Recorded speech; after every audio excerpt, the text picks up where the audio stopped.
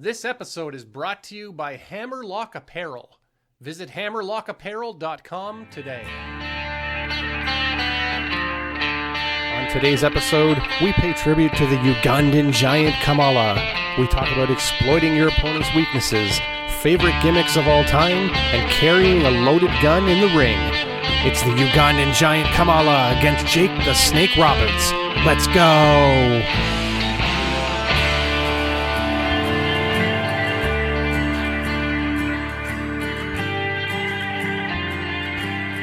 What's up, everybody? I'm Scotty D. Welcome to the show. I'm here once again with our good friend Tyson Dukes. Quick impromptu episode on a Sunday morning.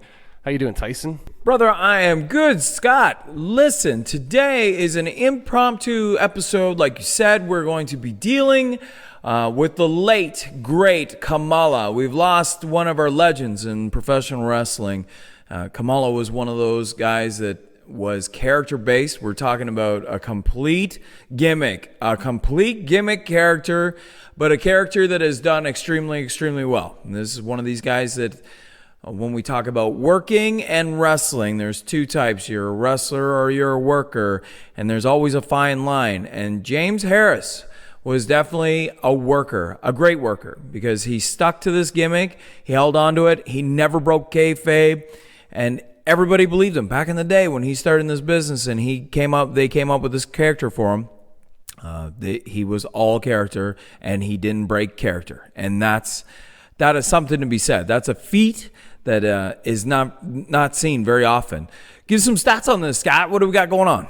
Yeah, the Ugandan Giant Kamala, as most of us know him by, was born James Arthur Harris, May 28th, 1950. Debuted under the ring name Sugar Bear Harris and spent most of his early career in the southern United States. He would go on to find his way to Memphis and Jerry Lawler, where Jerry Lawler and Jerry Jarrett developed the character for him called Kamala. And he had great success with the gimmick, obviously. Worked major programs with Jerry Lawler, Andre the Giant, Hulk Hogan, and The Undertaker. And the match we're going to watch today was from Saturday night's main event in 1987 against Jake the Snake Roberts. Little side note before we get started. When you're dealing with somebody that is the Ugandan Giant, he had a handler.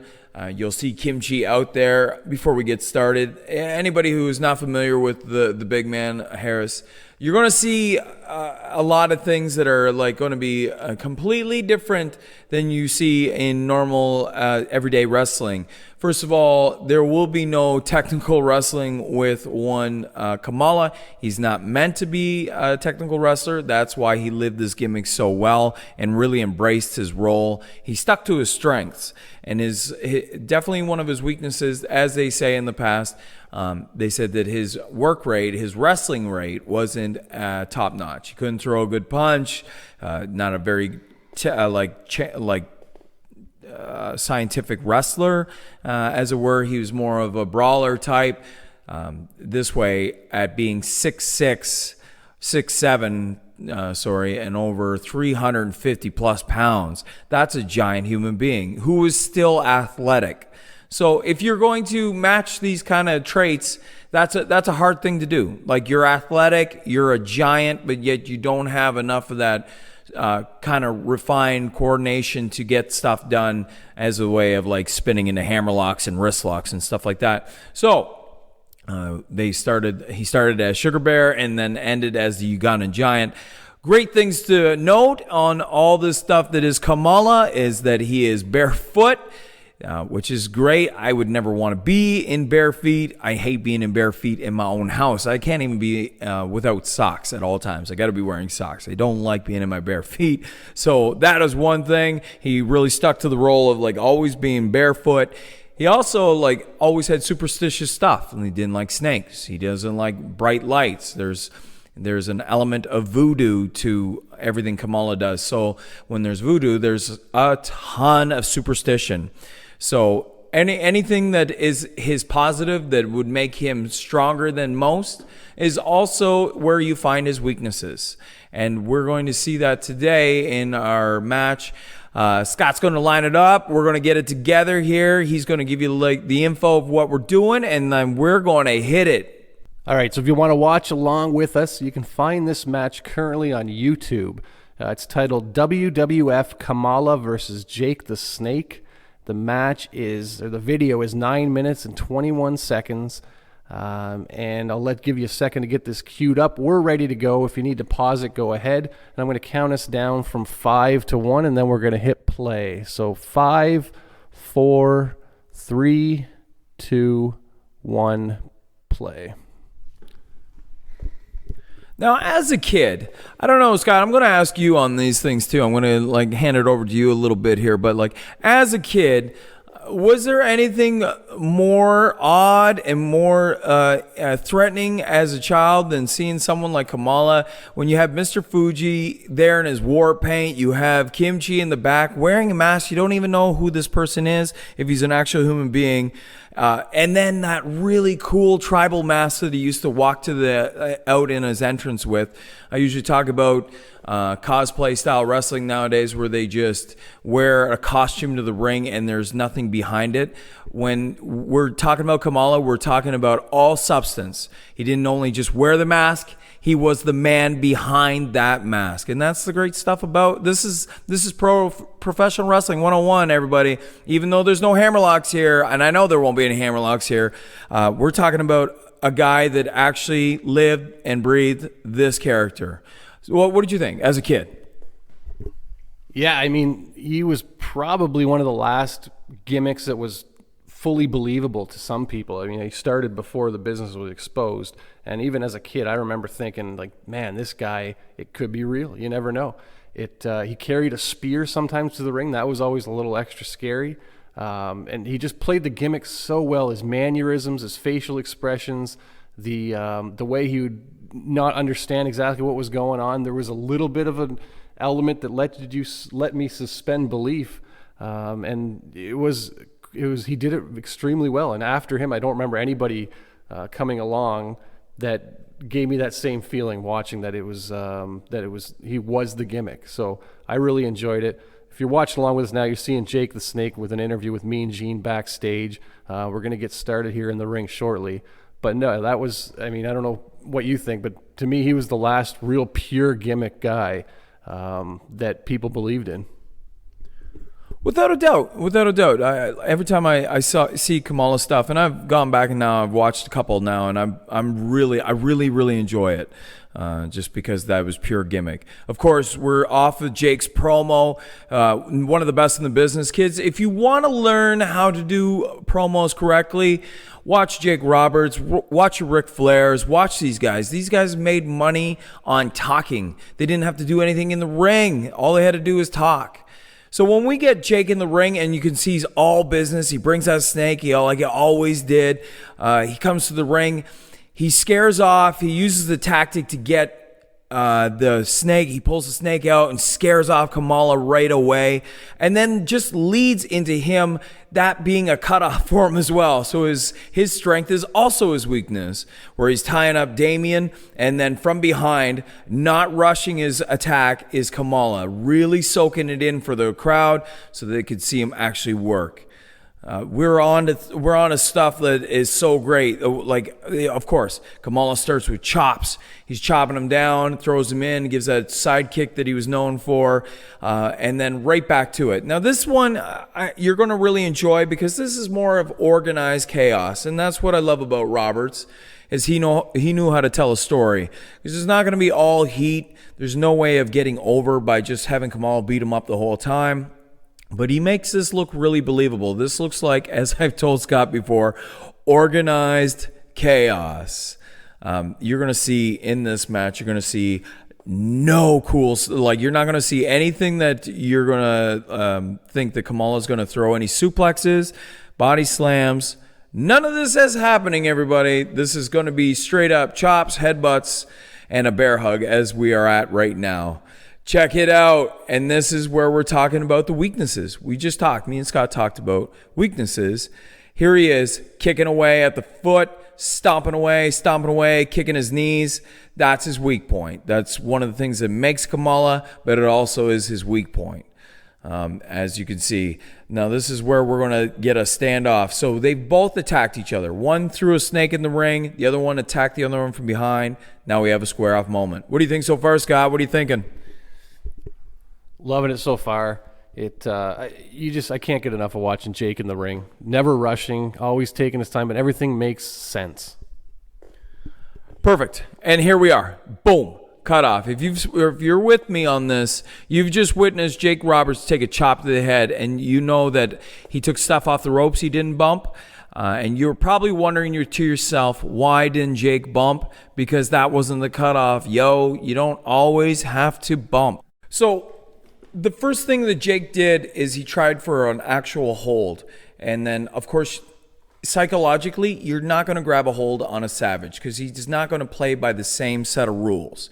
So the very first bump that you're going to take is obviously going to be the crazy one where he gives him a chop in the head. So that's the cutoff. So there has been back and forth action. There is no cutoff into heat, but that's the legitimate heat. If you understand pro wrestling, Jake Roberts is a master of storytelling, and that's one of those examples. He ran off the ropes, took a double chop, didn't bump, and you ask yourself, why? Is he lazy? No. It's because when that cutoff does happen and he does take that bump, now it means something. Now it means that he's cut off. So now you're going to see Kamala do nothing else but just choke a man and strangle a guy in the ropes and step on his throat and then walk away and be pleased with himself, as you see as we're coming into this whole attack again by Jake, where he comes back, he gets up on the ropes. Let's add the fact that he is using the ropes to get up, pull himself to his feet, and then attack.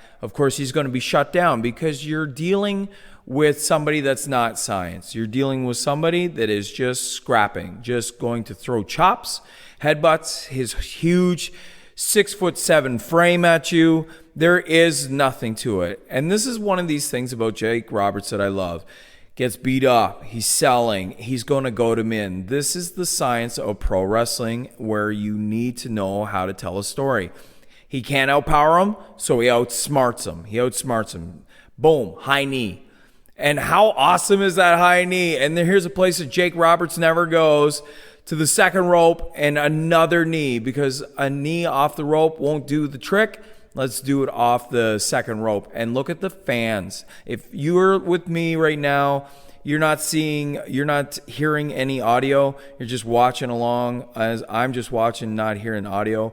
But look at the insanity of those crowd behind him when he hits that knee off the second rope. Of course, Kim Chi comes in, distraction by Fuji, well placed, referees with Fuji. As he does, of course, Kim Chi comes from behind and smokes Jake Roberts and knocks him over. That leads into the huge splash by Kamala. Interesting thing to see here as well, guys, is like Jake Roberts doesn't just automatically get up. He's not going to be hot. He's not going to be trying to fight back. He's not trying to save face here. He's been cheated. He's been hit from behind, and he's taken over 350 plus pound splash. So he's going to sell that thing. Guys, when you get the 3 count, 1, 2, 3, can we please sell after the fact?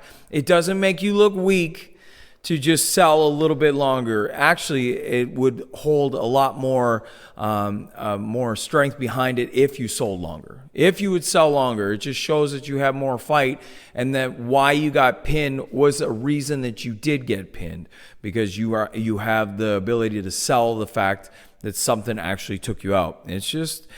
I know it sounds simple, but it's very much overlooked. Let's go back to looking at stuff like that. I'm not saying have stretchers carry you out of the ring, but let's focus a little bit more on the sell. Of course, at the end of this thing, it was Honky Tonk Man the whole time. What a devious heel that attacks Jake Roberts in the Kim Chi outfit, and then, of course, attacks Jake Roberts. However, the point we want to make is, you know what, Scott? Let me get your feedback on this, because this is one of those matches. Kamala's known for being just a crazy brawling man, didn't have any science, didn't run the ropes correctly, didn't do anything correctly, just chopped and punched. How did you enjoy this match? Really enjoyed the match. I mean, we watched a few other other matches with Kamala on YouTube, Andre being a couple of them, which were great matches as well, and just a classic feud, Andre and Kamala. But at the end of the day, those matches, it's two giant guys brawling. And when we watched the Jake match, there's just more of a story to it, and the way Jake had to work around the gimmick and outsmart him and do things like that, it was just much more entertaining to me than the Andre matches, though those are great matches as well. I really liked it. Kamala working the gimmick perfectly. It's amazing. And one thing I just noticed watching that again, when he did his splash, his finisher, he always jumped from so far away. It always looked like he was going to come up short, but he always landed it. The guy was athletic for sure. Quick question for you. What's your favorite Kamala story?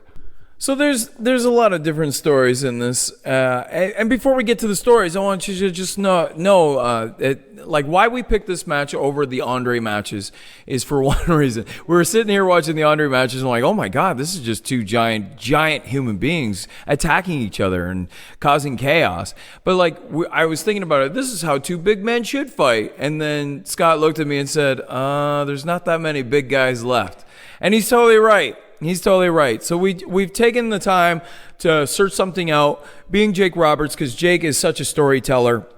And then you get the idea of how you can be a smaller man and working with a big guy.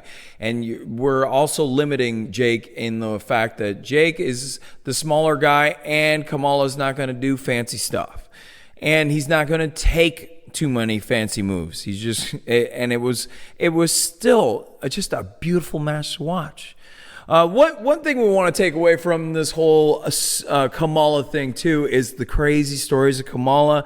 Jim Cornette does a tribute to Kamala, and he talks about being pulled over by Jerry Lawler, and Jerry Lawler kind of like doing terrible things to him as a rib. But we're also talking about, as we were watching the Andre match, my son brought up the fact that Kamala once pulled a gun on Andre the Giant.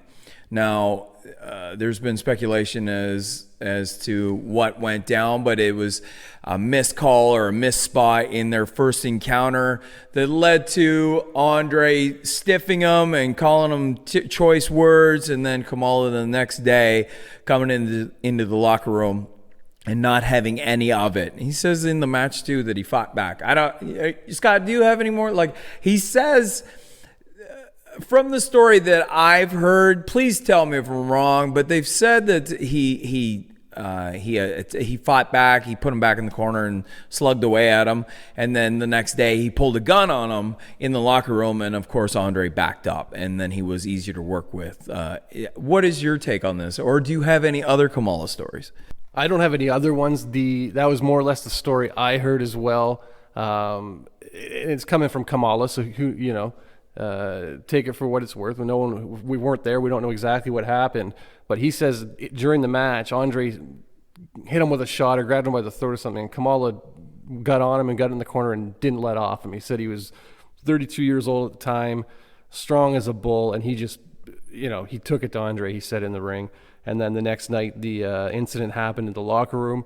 And then he claims that after that, he always had a gun with him in the ring when he was wrestling Andre. He said he had a small pocket in his trunks, and he kept a small gun in his trunks all the time in the ring while he was wrestling Andre. That one, the logistics of that, I'm trying to figure out if you could actually do that without it being noticed or without it falling out. Every time I watch him, when we were watching those Andre matches, I'm looking for a gun, see if I can see one in there. I didn't see a gun, but who knows if that's a wrestling tale or if that actually happened. Either way, it's a great story. We're talking about the days of cowboys, and that's what's missing from professional wrestling nowadays, because it is what it is now, sports entertainment, everybody's sensitive and stuff. But do you imagine back in the day, Scott, that you stiff somebody in the ring and then someone just pulls a gun on you and says, do it again, see what happens. I love stories of the old days where they talk about going to bars and not leave until everybody was knocked out and all this stuff. The heydays of men being men, I guess, It's no longer like this anymore, and I just love to hear the tales. Even if the tale is wrong, even if there was no gun, if there was, or there was a gun in his trunks, which is baffles me still. These are still great stories that I would love to continue to tell the tale of one said James Sugar Bear Harris. That being said, question of the day. Social media accounts, we are everywhere. We got this on YouTube. We have Instagram. We have Twitter. We have all this stuff. We have all this for you. Let us know. Comment below, please, if you like what you're hearing and stuff. And let us know what you think. And we have a question of the day. What is your favorite gimmick? And I'm going to start with Scott. Scott's going to start this ball rolling. What is your favorite gimmick? And I do mean as in character. I want to know what your favorite character that was more of a gimmick than a crazy professional wrestler. Let us know what you think. So we're going to start with Scott on this one. For me, it's easy. It was the Ultimate Warrior. And it was a time and place that I was coming into, starting to watch wrestling. It was just WrestleMania 6 was the perfect time. I was, I believe, 8 years old, and something about the energy, the electricity, things like that just got me. It was Ultimate Warrior for sure. Ultimate Warrior, the blend of mythology and Viking slammed together in an 80s type fluorescent paint. Huge hair highlighted with this jacked human being under it, talking about Valhalla and all kinds of nonsense that made no sense at the time. But I think since his passing, the Ultimate Warrior, I actually understand his madness now. And that's a great one, Scott. The Ultimate Warrior is a great gimmick, and it was pure gimmick. Man had no hammerlock skills, had no drop to hold skills, but he did know how to stay remembered and will be remembered forever as a real legend of the sport of professional wrestling. Mine, of course, if you know me at all, if anybody knows me, they would know, and they will probably guess right now, that it is the Great Muta. Great Muta from Japan, had a stint with WCW and NWA first, and then of course WCW. Great Muta, also played by Keiji Muta, which was his side character, being this, I would say, a reincarnation of this dead samurai that possessed the soul of Kenji Muto. And so the Great Muta is definitely one of mine. When you have the elements of martial arts, face paint, and spraying venomous mist into your opponent's eyes, you'll get me every time. Let me hear yours. We want to hear yours. Let us know, and we'll mention it. If it's a good one, if it's solid, if we don't know who it is and we take a look, we want to know. So let us know. All right, thanks everybody for listening. If you're watching or listening on YouTube, leave us any comments, questions, feedback down below. If you're listening on podcast network like Spotify, iTunes, Google Podcasts, you can send questions, comments to us on Twitter. It's at HammerlockPod, or send them right to Tyson at Tyson Dukes. You can also send them by email, hammerlockpodcast@gmail.com. And that does it for this episode. Thanks for listening, and to Mr. James Harris, a.k.a. Kamala.